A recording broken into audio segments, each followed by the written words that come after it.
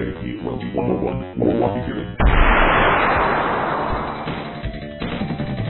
happened? Someone set up us the bug. We get signal. What? Main screen turn on. It's you. How are you, gentlemen? All your bass are belong to us. You are on the way to destruction. What you say? You have no chance to survive, mate, your time. Ha ha ha.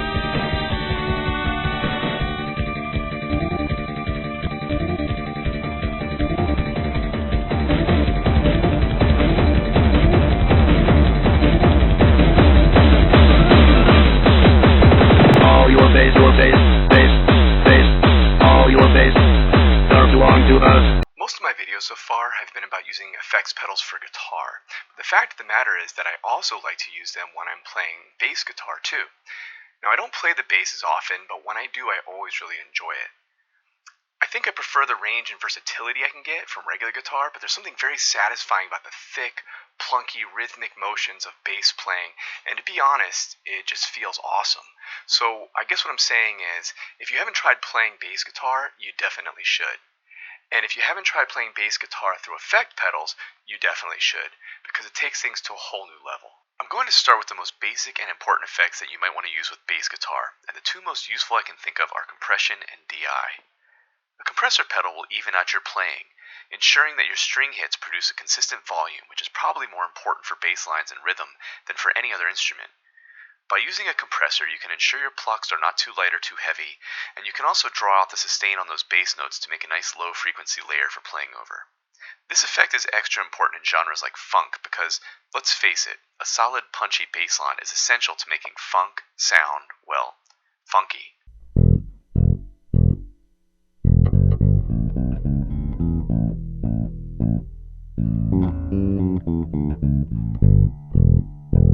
Now let's fatten it up and even out that funky bass by applying some compression with the Wampler Mini Ego.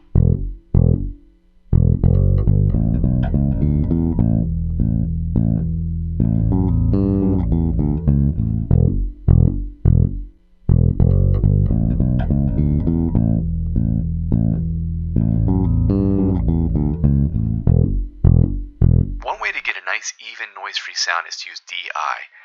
DI stands for direct input or direct injection, and a DI box will allow you to send a balanced XLR output directly to a PA or mixer board without even needing an amp of any sort. This is actually useful for any instrument, but it's a staple for bass guitar, and many bass-oriented pedals feature DI outputs. However, you don't have to pay a lot to get a DI box. My AMusic DI box features gain settings, ground lift, and even a cab simulator, and it was less than $20.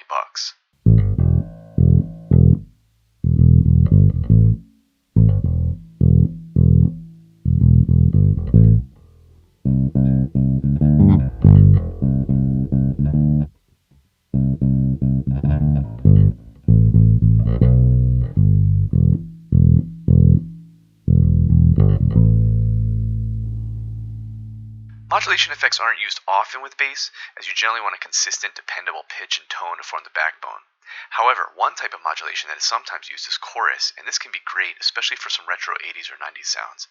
Let's apply some classic chorus through the Cool Music modulator, which sounds surprisingly great considering its price tag.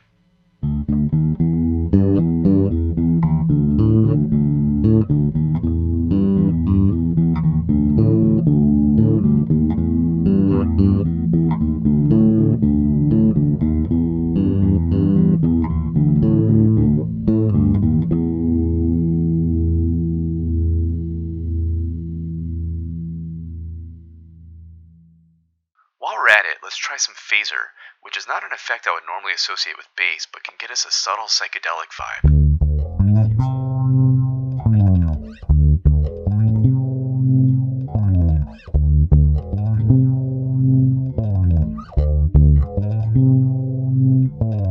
A more common sound to apply to bass is some dirt via Overdrive Fuzz. I'll start by getting some overdriven distortion using Keytar's Plexion, which is a clone of the Crunchbox Plexi Marshall in a Box sort of sound.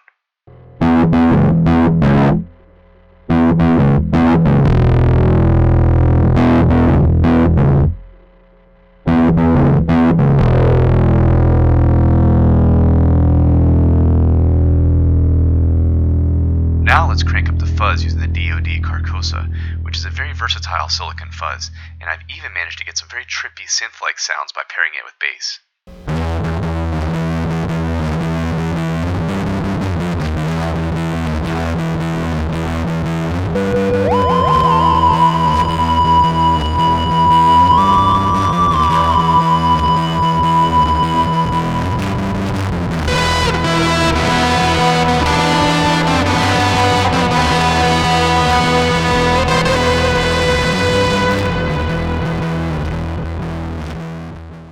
Let's try an awesome but less commonly used effect, bitcrushing. Bitcrushing and sample rate reduction deteriorate the quality of the sound, creating a retro lo-fi effect that sort of skirts the boundary between modulation and distortion.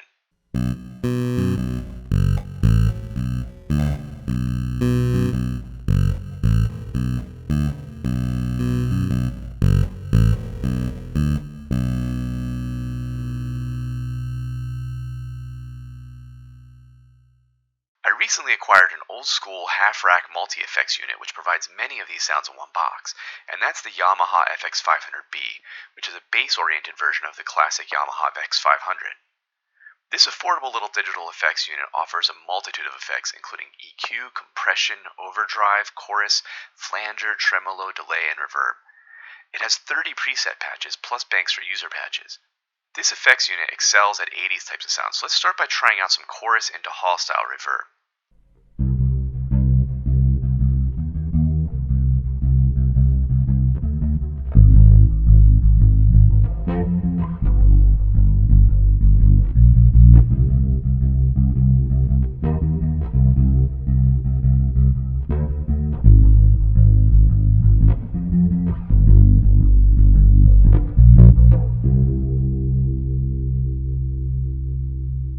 Now let's go with a fuzzy clipped overdrive sound with a little bit of room style reverb.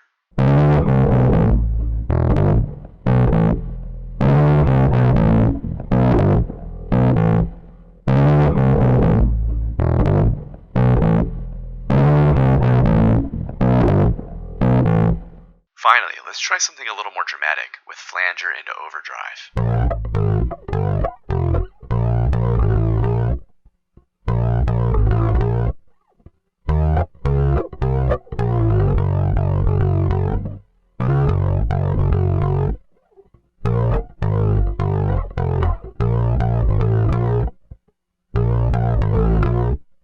Now let's look at the synthesizer side of bass with the Donner Syn Bass analog synthesizer and sequencer. In 1981, Roland released a TB-303 bassline, a synthesizer that was intended to simulate bass guitar lines.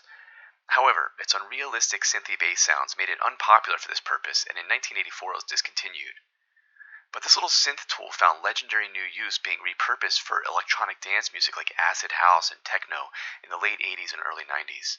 There are now a few very affordable units that offer the TB-303's analog synthesized bass and sequencer capabilities.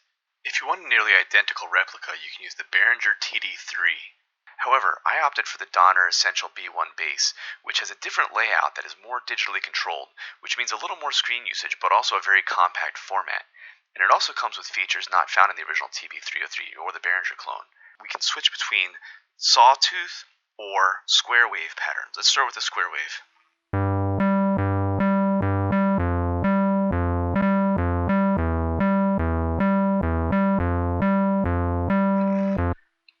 Let's try sawtooth.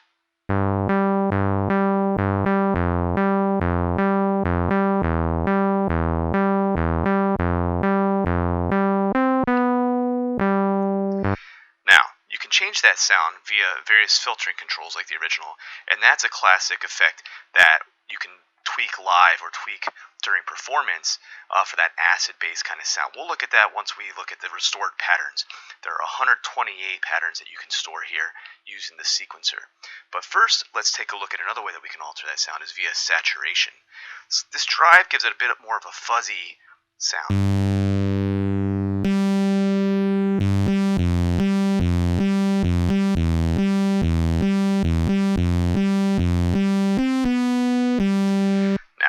One thing that's unique to the Donner that's not on the Behringer or the original is optional echo effects. So I've cranked this all the way up just to be able to hear it better.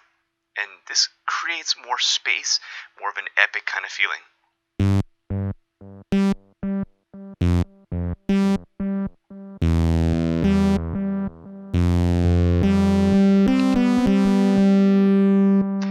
Can almost act as sort of a reverb. Now, let's try out the filter modes, but let's do that by playing a pattern.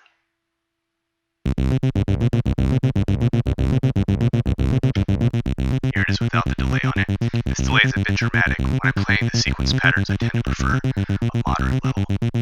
Now, let's go down to a different pattern, switch over to that, but we can hear the different sounds of the square wave here, and that's with the saturation on. We can turn the saturation off. You can see each thing is modifying it, altering it a little bit. Here's with delay on. But let's switch down to a different pattern so you can hear some filtering sounds.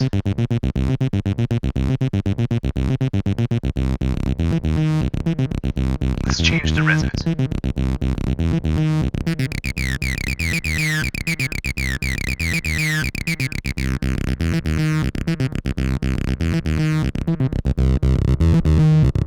And the cutoff.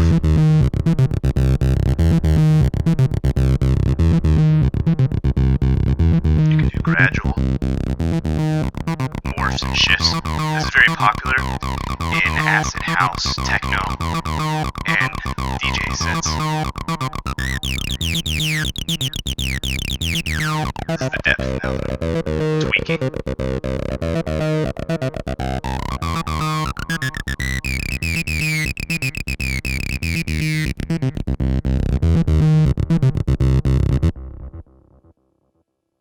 To showcase a variety of bass sounds, let's do a recording of that tongue-in-cheek ode to bass, Big Bottom by Spinal Tap. Big Bottom is essentially comprised of multiple versions of the same bass line that come in gradually in overlapping layers. We'll start with the funky, almost synth-like Derek Smalls bass line, and to get that sound I fed slight silicon fuzz of the Polar Bear Drowner into the Dyna filter modulation of the Cool Music modulator.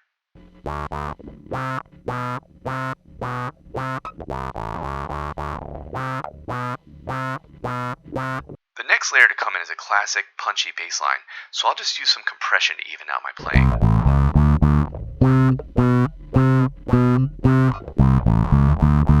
Finally, there are some string-like synthesizer pads in the mix, and to get those, I'm going to run my bass into the Strymon Cloudburst with mezzo piano mode on, which creates a subtle string ensemble sound.